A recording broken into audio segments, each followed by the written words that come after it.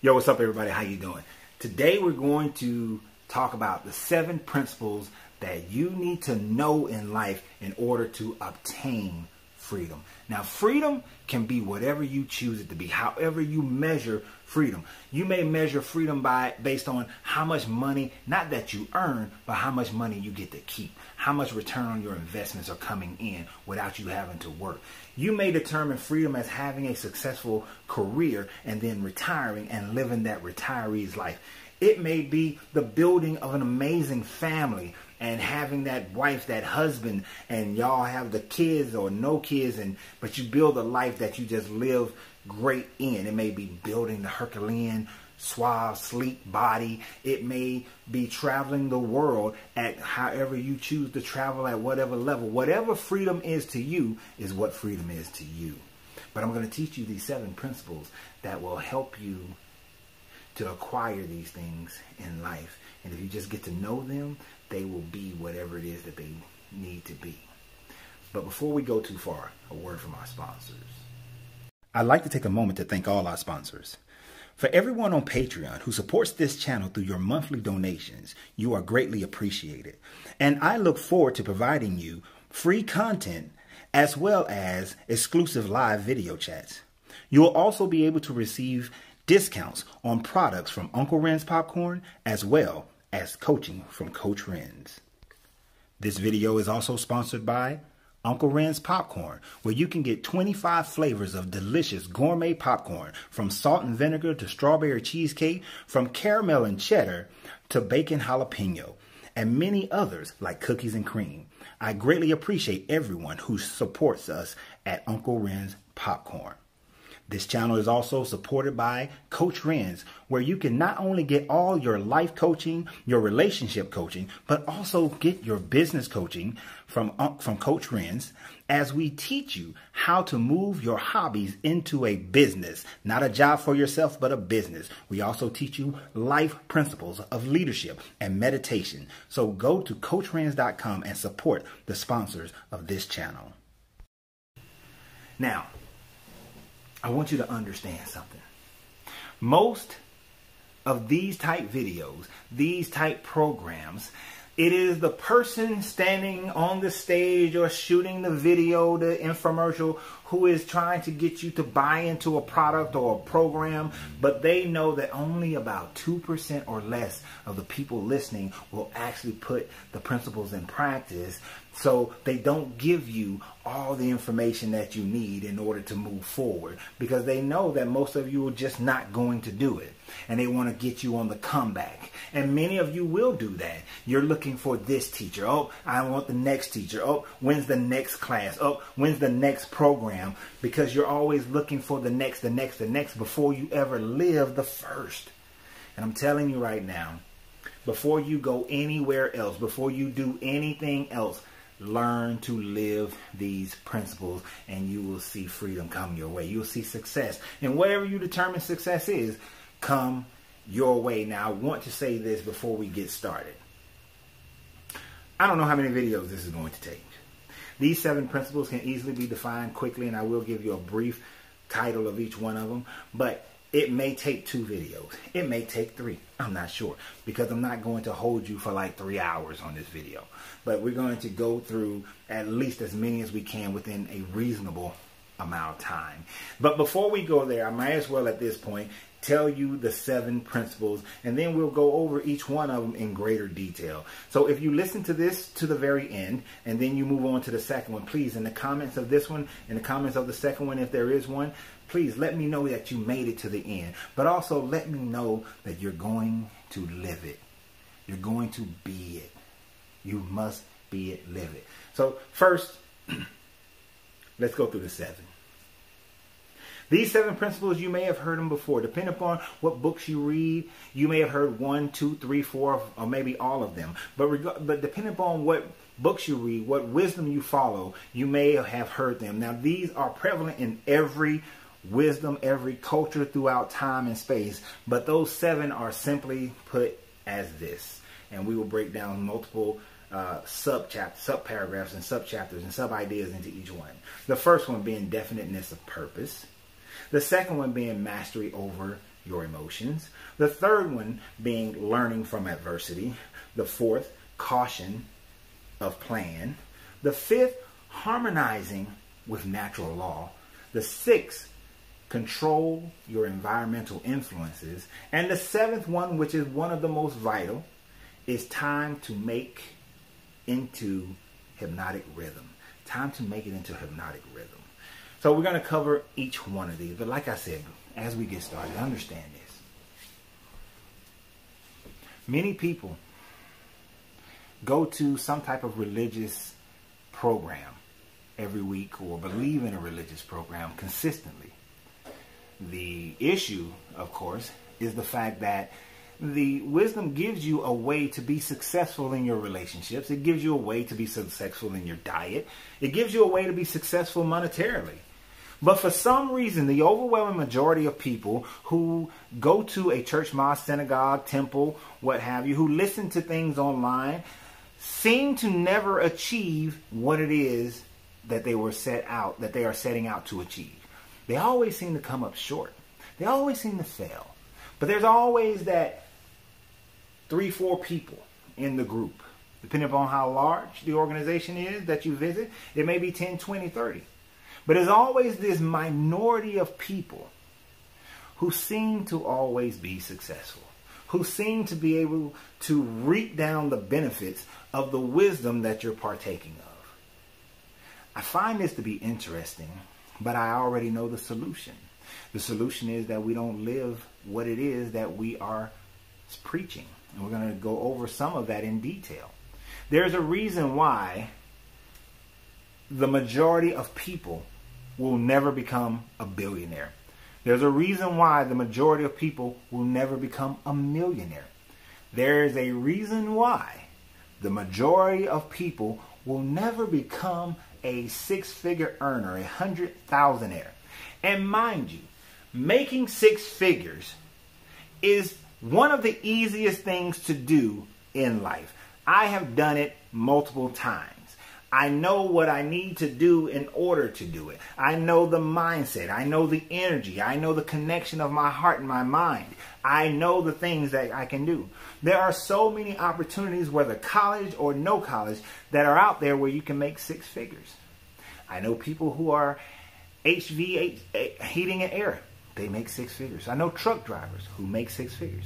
I know tons of salespeople who make 6 figures. There are so many opportunities out there to make 6 figures that there is actually no reason why anyone in a developed country or a secondary level developed country is not making 6 figures. The only reason is you.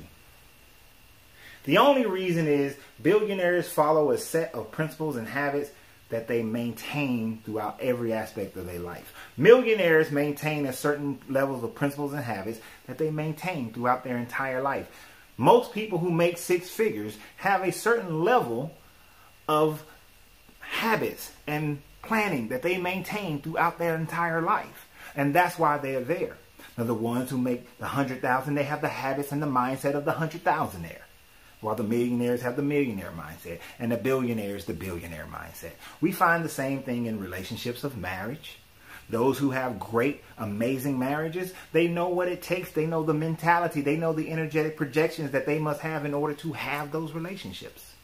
Those who consistently have poor relationships, well, they know the energy and mentality to have those poor relationships. So what I am saying is that as we go through these, always know that there is the undercurrent of this is something, not that I came to the seminar, I felt good, I got the information. Coach, that was a great video. Man, you dropping that knowledge and everything.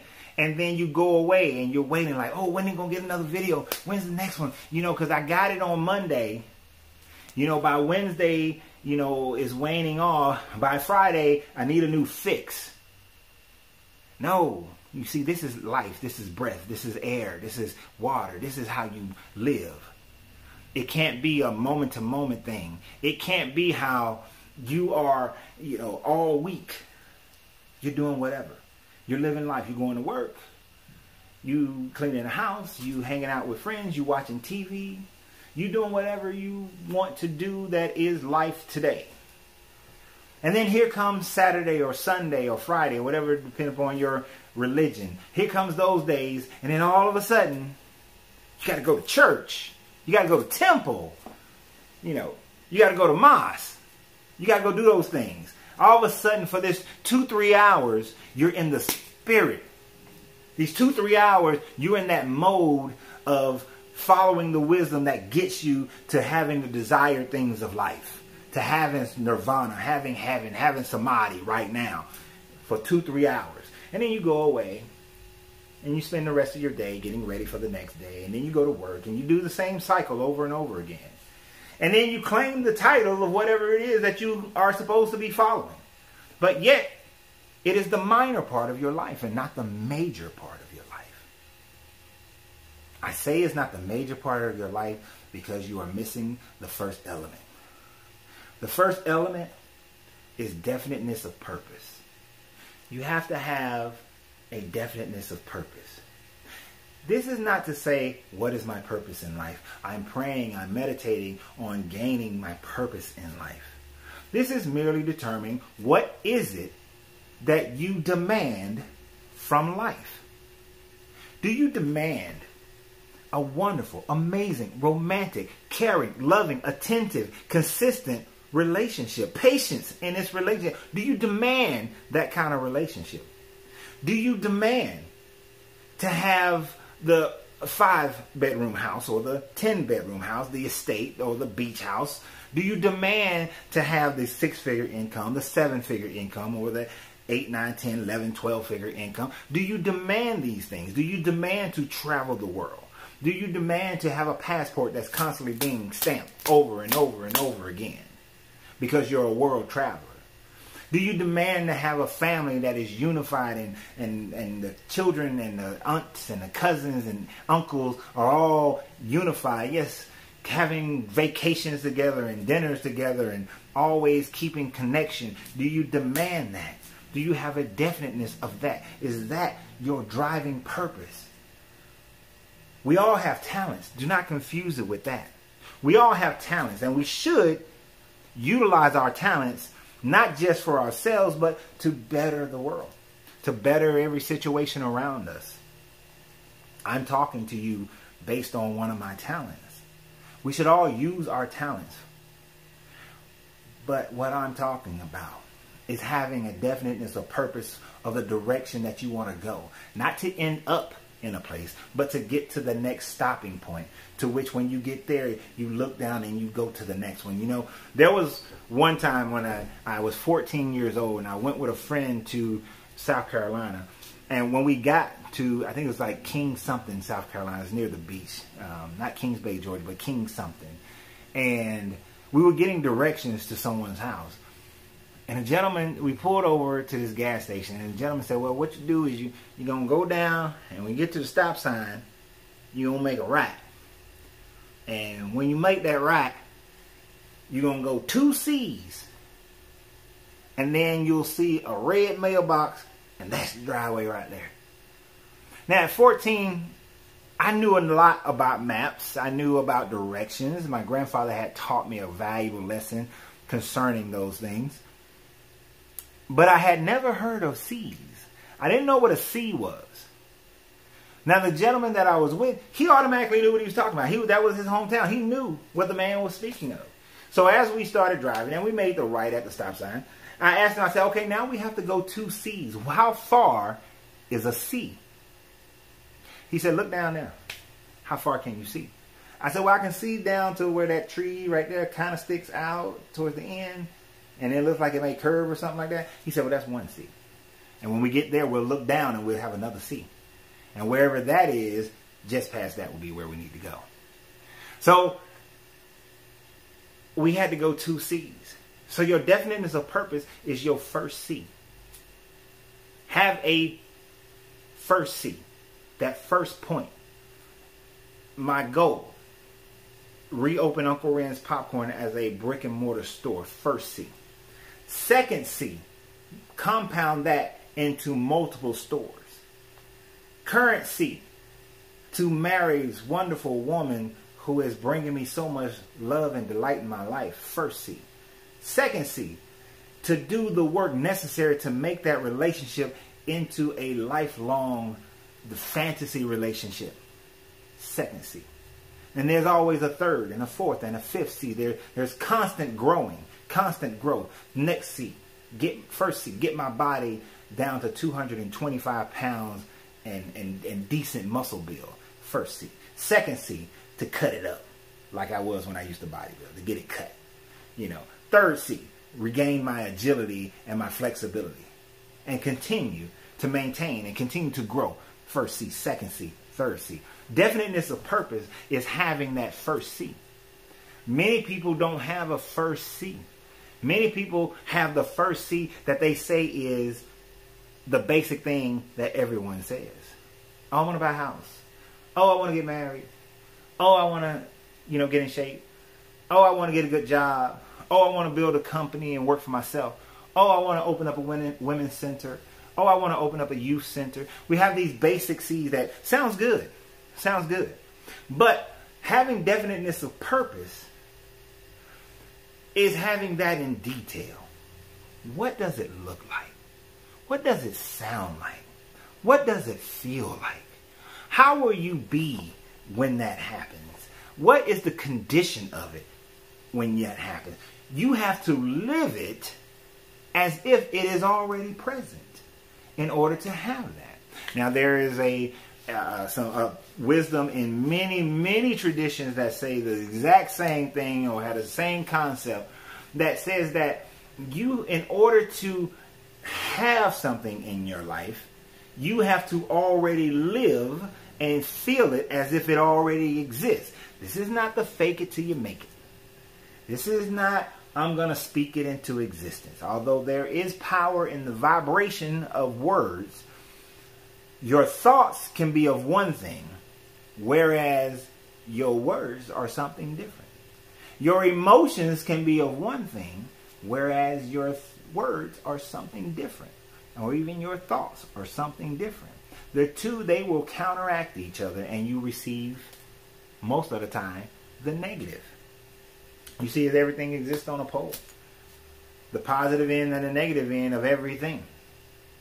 If there is the opportunity in your mind, your spirit, your energy, your emotions for the negative, you will float towards the negative and you will receive the negative. This is why having definiteness of purpose is so vital. Because you have to have a clear focus, clear sight. We're getting ready to move into 2020. And many people will be utilizing, and I'll probably do it a few times myself, the idea of 2020 is the year of clarity. Because 2020 vision. You get it? 2020 vision. People are going to use that. People are going to say that. 2020 is a year of clarity. But you will not have any clarity if you do not have definiteness of purpose. 2019 was supposed to be your year. 2018 was supposed to be in your year. So was 2017 and 2016 and every other year prior to that was supposed to be your year. Every year around this time frame, many speakers and people and teachers and leaders are talking about next year is going to be your year. The Creator is going to bless you in some kind of magnificent way because it's your year. 2020 is the year of clarity. 2020 is when God is going to bring you into clear vision of what His purpose is for you, of what He has for you. This is the year that you will clearly awake and see the third eye shall be clear, while the two other eyes you will no longer use, but you will see clearly through your third eye. This is the year of awakening because clarity will come. This is the message that you're about to start hearing in about a week or two. Got to get past Thanksgiving first. But that's the message that you're going to hear. You're going to hear that message. In truth, clarity has always been there for you. Clarity is always present in your life. All you have to do first is have definiteness of purpose. You have to decide what will be. Plain and simple. What will be. Now, some of the things that I'm going to go through, they're going to merge. So you will hear me say certain things twice. But in order to have definiteness, you have to do what some of the old writers said. That is, you have to have a clear vision of what you want with no doubt whatsoever. It is not this begging thing that most people do. It is not this hoping and wishing thing that most people do. It is having a demanding voice, a demanding mind, a demanding heart, demanding energy towards that thing. Whatever the purpose is, having a demanding constitution about it. Meaning that there is no plan B. There is no other direction that you could go. There is no other outcome that can happen. There is no other way that your life can exist without this being its reality. We live in the reality of our mind. We live in the reality of our emotions. We live in the reality of our energy. We live in the reality of our heart. And we have to realize that we have to make those unified in order to have definiteness. The writers of old have said that if two are in the same house and they are of like mind, they are unified. They will tell the mountain to move and the mountain will move. Now, from the writings of those old authors in Egypt, in Nag Hammadi, when they said that there will be two in the house, and when the two in the house are unified, they will tell the mountain to move and the mountain will move. But as long as they're a house divided, the mountain will not move. Now, one of the things that people misunderstand and mistook from that, because they want to edit it to fit their current motif, their current teachings, is that the two in the house, they look at as a house and two physical bodies that are separate, coming into unity. Now, I'm not going to take away from that, but here's the deal, people.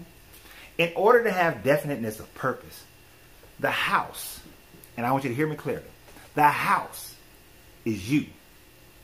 You are the house that must be unified in thought and emotion. Earlier I told you your words can speak one thing, but your heart, your emotions can be speaking something else.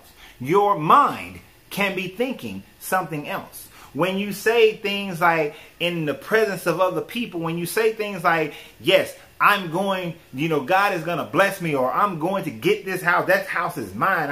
I declare this house is mine. I stand on the agreement that this is for me. But in your mind, your thoughts are, well, if the Lord says yes, if the bank says yes, if I can get this promotion, if.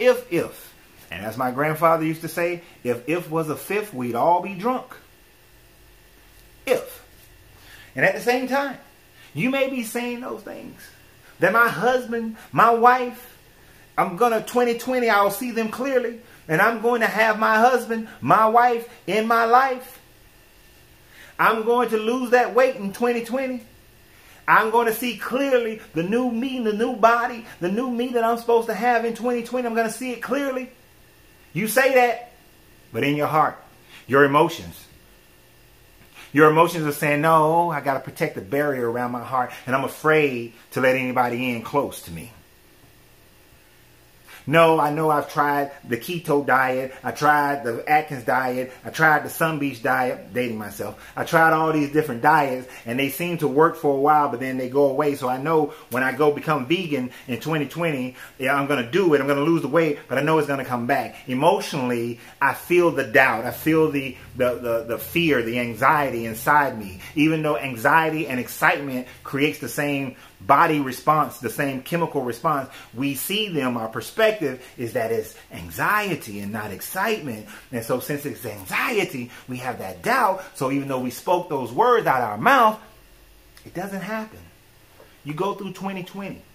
You date, you like, you may even love, but you don't find your soulmate. You don't find that husband, that spouse. You go through 2020, you lose 10 pounds, you gain it back. You lose 15 pounds, you gain back 20. End of the year, you're saying, oh, 2021 is my year. 2021, that's going to be the year of Wrens. Yeah, buddy, you just wait. Because 2020 just prepared me for 2021. Just like 2019 just prepared me for 2020. But 2019, that was preparation season. Now 2020 is the season. It's the season of abundance, right? It's an angelic number that means blah, blah, blah, blah. That's what you're going to do. That's what you do when you don't have definite purpose. When the two are not unified. You see, the two must become unified. The two have to become unified. Without it, it can't happen. You see, the mind and the heart has to become one. So the definiteness of purpose is the mind. It is the thought. It is the idea.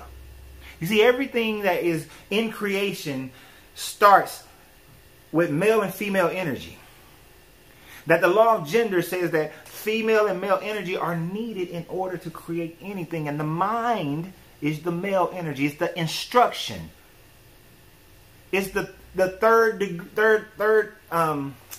level of reality, of understanding. This third dimensional reality is the thought. Before men took flight, there was the thought of flight. Before a car was built, it was the thought of a car. Before the house was designed, it was the thought of the design. The house was built, it was the thought of the design. Before the child was born, it was the thought of birthing a child or having a child. And if you say you didn't think about it, the moment you had sex, you thought about it. It was part of the thought. Whether good or bad, it's part of the thought. But the thought, before a business is created, it is a thought first. You see the store, you see the service, you see the business. Before your business can grow, you have to envision it and see it as a thought first. But the second is your emotion, the heart. In order for definiteness of purpose to be whole, the heart, then the emotion has to get in there. Now here's an interesting fact. When the ancient Egyptians mummified, they stuck this tool up in the nose and they pulled the brain out. It's disgusting. Yes, I know. But they pulled the brain out and they throw it away. But the heart, they preserved. They kept the heart. They knew that the heart was vital to the afterlife. So the heart was kept because they understood the heart had a brain. Talk to any neuroscientist, any heart scientist today, and they will tell you that the heart has neural pathways that are just like the brain, that act independent of the brain. That's just science. The heart has neural pathways just like the brain that act independent of the brain. So the key of definiteness of purpose is to have the heart and the mind as one in the house of you. In the house of you. Have them as one. And then you will command the situation to be. And it will be. And the reason why it will really, really start to hit you, that you will realize it, is because you have now taken a thought, empowered it by emotion, and if you practice sexual alchemy, you also inspire it with your sexual energy, transmute that energy into the thought, into the emotion that supports the thought, is now supercharged to function, and the universe, God, the angelic beings, whatever you want to call them, the archons, everything, the karma, comes and says that if this is what Lorenzo, if this is what Sarah, if this is what Donna, if this is what David, if this is what Joaquin, if this is what whomever has decided in their mind and in their heart, and they're unified together, it will be, then we must make it be. And it happens. It becomes that thing. It becomes that thing. And then, and only then, can you stand in agreement with another being that has the same. You cannot have the unity of your house, you, the house of you, and then think that you're going to get with someone else who is divided in that thought. And y'all are spending time together. Y'all are supposed to be growing together, and think that is going to happen, is going to become. We'll talk about that more in a later one when we talk about harmonizing with natural law, and as well when we talk about controlling your environmental influences. You cannot be a house unified with a house divided and think that the two shall tell the mountain to move. At that point, you have to maintain your unity, and you may have to distance yourself from their separation. Only when two houses are unified can the two houses then use compounding, the law of compounding, to grow exponentially. That's when that will happen. So, in order to get the thought, let's have clarity. As I've said many times already, clarity, as many details as possible. Clarity is necessary in order for the second law. And based on this one, we're probably only going to get through this one before this video's end. So it's probably going to be like 4 parts to this video, 3 or 4 parts. And that is the mastery over your emotions. You cannot have the unity of the heart and the mind if you do not have mastery over your emotions. In order to supercharge your thought with correct emotion, you have to master the emotion. Your emotions cannot be overpowering you towards the negative end of the scale. This is not just when you believe in that one thing, but this is about living in a state of emotional control. Many of you walk around life allowing your emotions to flow here or there, however you are pushed. However you have perceived life to be emotionally without thought, without accurate thinking. You think that certain emotions should just flourish without any cause or concern of control. Even the emotion of love should be in a controlled environment. You see, I was one of those people whose heart chakra was just spinning big and spinning wide and spinning. If you're one of those people where it always seems that others take advantage of you, where it always seems like you're giving, and you're not receiving, and others take advantage of you. Even when you give, they take advantage. When you finally realize that you're not going to give anymore, and then they cast your character into doubt, you still know that you were giving too much. Even when that happens, you still feel like, how can they think such a thing? And you have all the evidence in hand to prove so. But you're so emotionally out of control that you allow these things to take a moment of your day, a moment of your night, to steal from you a moment of sleep, to take away and steal that smidgen of happiness that you had. You allow it because you lost control of your emotion. But when you gain control of the emotion of love, which is the two of the hardest one is love and sex. Love and sex expression are the two hardest emotions to control. But if you can gain control of love and sexual expression, then you will find yourself able to control your emotions, period. Now, I say love has to be controlled. Your heart chakra just can't be spinning and open for anybody to do anything toward. But you also can't shut it down. The heart chakra is closed by the fear of being hurt again. It's closed because you were hurt once, so you shut it down, or you only allowed to spin just a little bit, just enough to get you at the gateway of love, but never step in the door of love. But you got to step in the door of love under control. Not wild and crazy and I'm here. I got all my love and I'm ready to give it. I'm ready to give all my love. Just come and take all my love and you don't got to earn it. You can just have it. Just give me some love back, please. And I'm ready to give it all to you. No. Controlled. Step into the room. Does she deserve my love? Did she earn my love? Is she someone that I can trust to have my love? Does she build me, keeps me at the same place, or drag me down? Because if she drags me down, she does not deserve my love. If she maintains me in the same place, she only deserves so much of my love. If she builds me, raises me up, supports me, if she has my best interest at heart, if she has demonstrated these things, if I trust her, if I am attentive to her and she's attentive to me, if she understands what brings me joy and happiness, knows my love language, then I can give that woman my love. I can give her my love. But even when I give it, as my grandmother told me, whatever you did to get her, you got to do twice as much to keep her, meaning that you got to keep working on the relationship.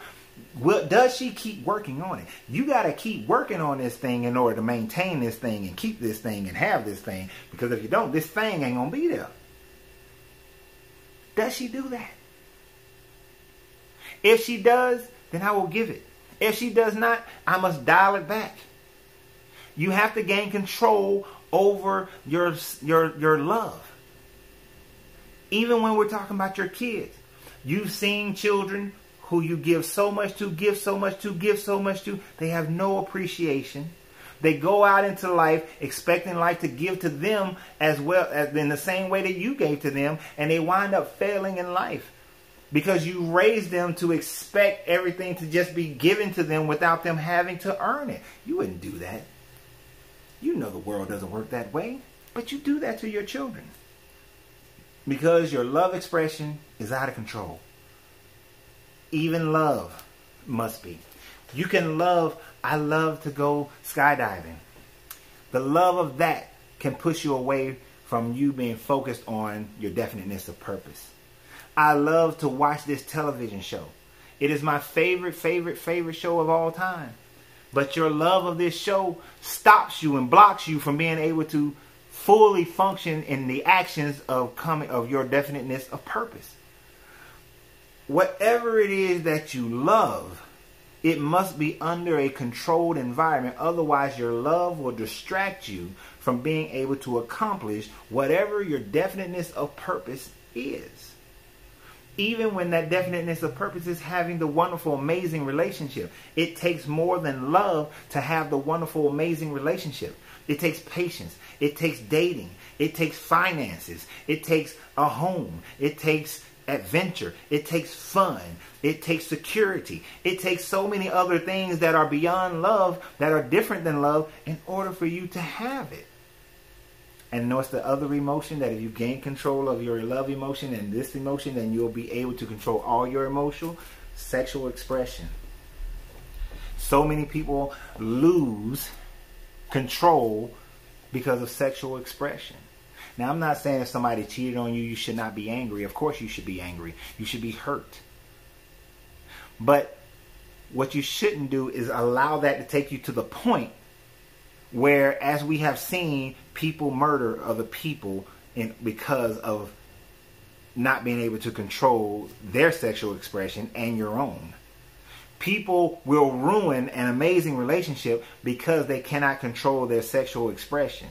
I've been around people, both male and female, who get into an environment where they have nothing but greatness at home or goodness at home, and yet because they're away and the opportunity presents itself, they lose control of their emotion of sexual expression and wind up stepping outside the marriage. For the life of me, I could not understand it. When I was in the Marine Corps, we went on we were going to Desert Storm. I'm on a Navy ship, the USS Nashville. Was that the Austin? No, the Austin was the second ship. The USS Nashville.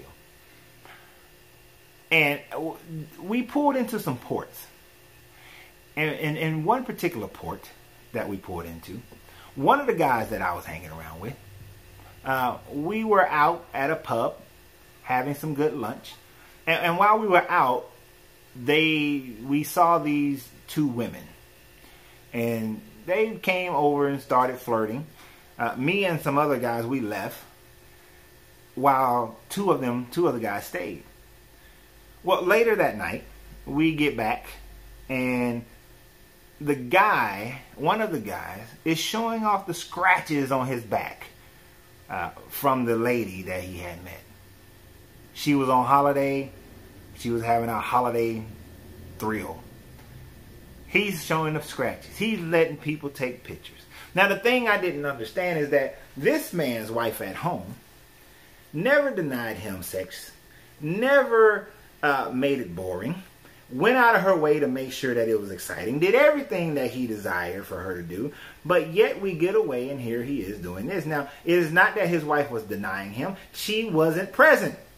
Our job made her not available. I didn't understand the logic of your wife is not available, so therefore why would you cheat on her because she's not doing anything to push you in that direction. Even if she was pushing you, that does not make it right. Let me put a pin in that right there. But I definitely could not, at 19 years old, understand that at all. Like, why would you do that? I was married at the time, and I was saying to myself, my wife is not here. She can't do anything. So why would I step outside? Doesn't make sense to me. So I didn't do it. Couldn't do it. No matter how many opportunities presented themselves. No matter how many times people say, how will she ever find out? Well, let me tell you.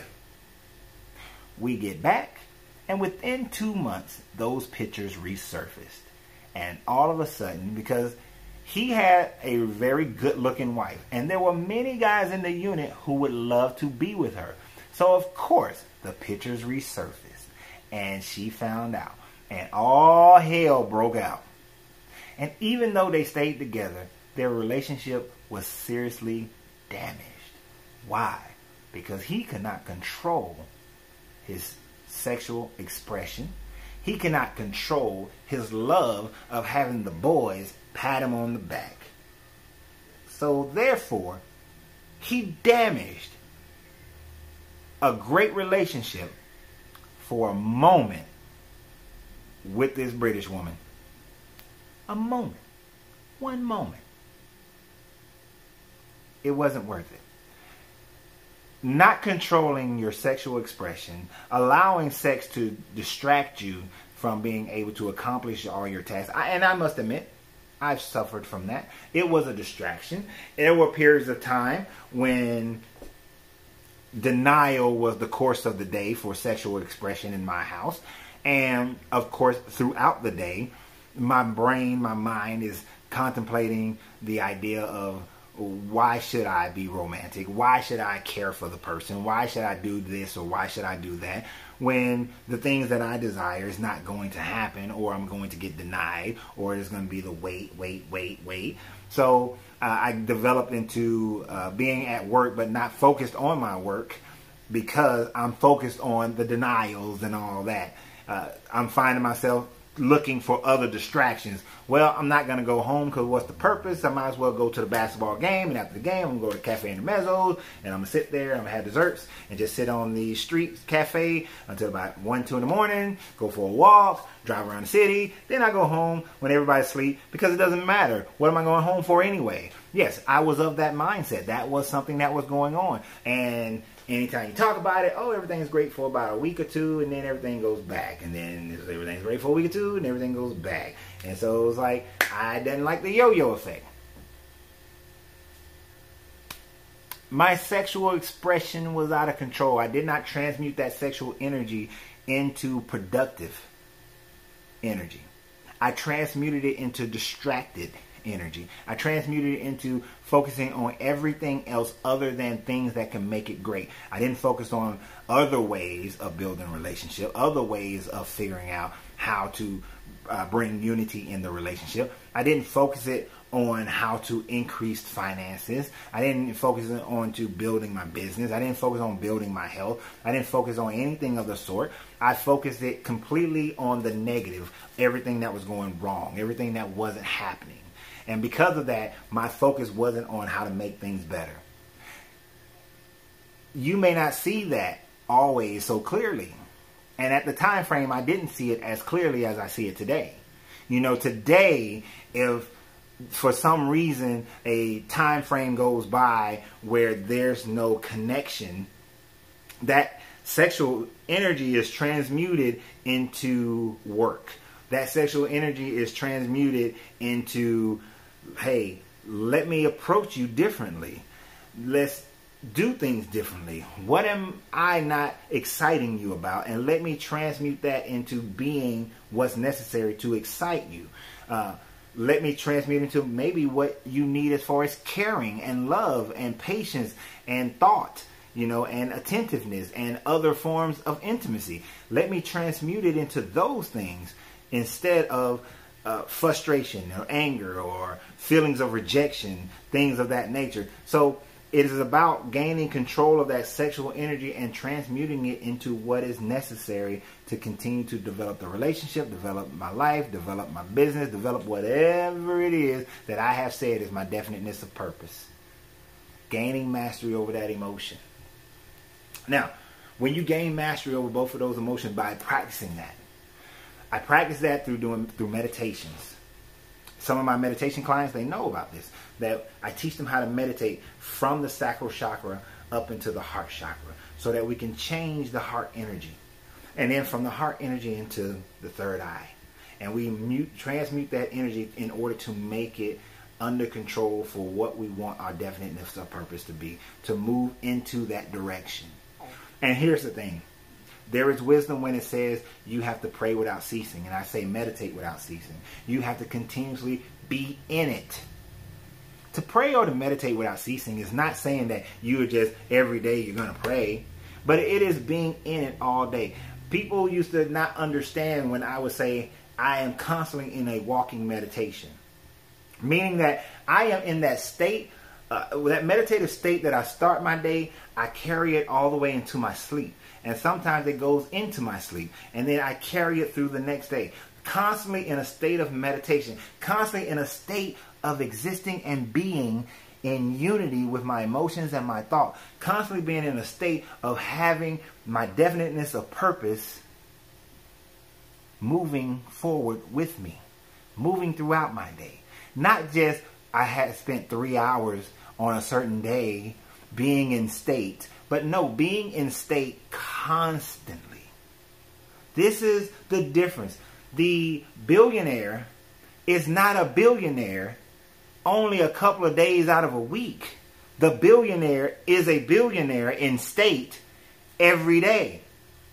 The millionaire is a millionaire in state every day. The 100,000aire is a 100,000aire in state every day. And everybody else below that, you're in state every day. It doesn't favor one or the other. Nature doesn't give two rats' asses about favoring one or the other. If you're in poverty state, nature is going to continue to give you poverty. Because that's where you're harmonizing at. And we're going to get into more details on that one on a different video. But that's where you're harmonizing. You're harmonizing in that state.